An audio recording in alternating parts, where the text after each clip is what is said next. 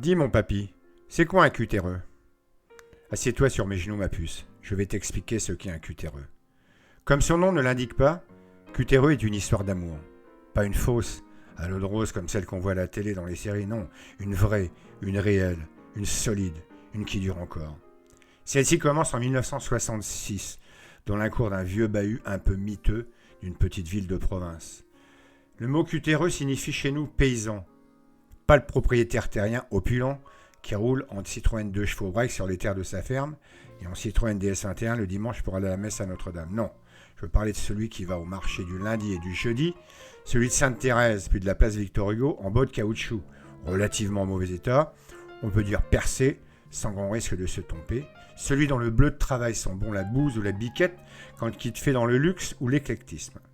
À la fin de la journée, lorsqu'il se décide à ôter de ses pieds fatigués ce qui lui sert de chaussures de ville, nul besoin de se demander si la journée fut pénible, longue, épuisante.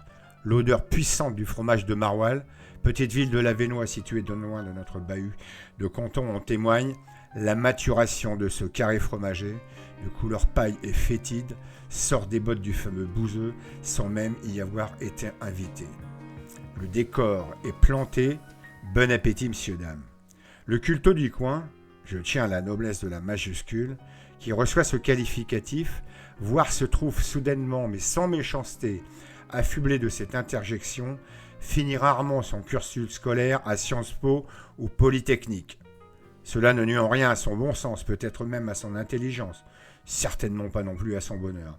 Seul son horizon matrimonial pourra s'en trouver limité. Pour épouser ce genre de phénomène, il faudra forcément se montrer connaisseuse ou être du coin. Le décor planté, c'est à cet instant précis que jaillit mon histoire d'amour. C'est en effet à l'écoute tonitruante de ces mots étrangers à mon vocabulaire d'élève de 6e classique que je dois de rendre grâce à la vie de m'avoir permis de rencontrer la femme de ma vie. Du haut de ses 11 ans, toute mignonne, toute menue, mais aussi ne craignant déjà rien des garçons et des cutéreux encore moins, avec lesquels elle courait à toutes jambes, nous l'entendîmes soudain hurler au dos de l'impétrant l'insulte suprême. « Cutéreux! Cutéreux !» Qu'en fut-il? L'histoire ne s'arrêtera pas là.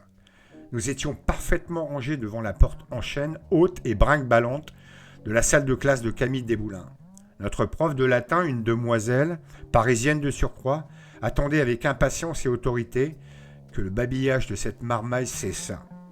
Le mot doublement répété, cutéreux, cutéreux, provoqua chez la professeure de latin de par sa profession, son titre universitaire mais également son rang, diverses réactions physiques et émotives largement entremêlées. Ses cheveux courts, très raides mais parfaitement casqués et colorés, se dressèrent simultanément à son système pilaire sur les bras. Son visage se remplit d'effroi. Notre latiniste émérite entrait en catharsis. Satan venait de faire son retour sur terre, nul ne l'ayant vu sous cette forme en 2000 ans de christianisme. Le choc fut immense. Le diable entrait ainsi sous cette forme dans ma vie. Cette ravissance impertinente m'avait tapé dans l'œil. Elle serait ma femme, je ne m'en plaindrai jamais.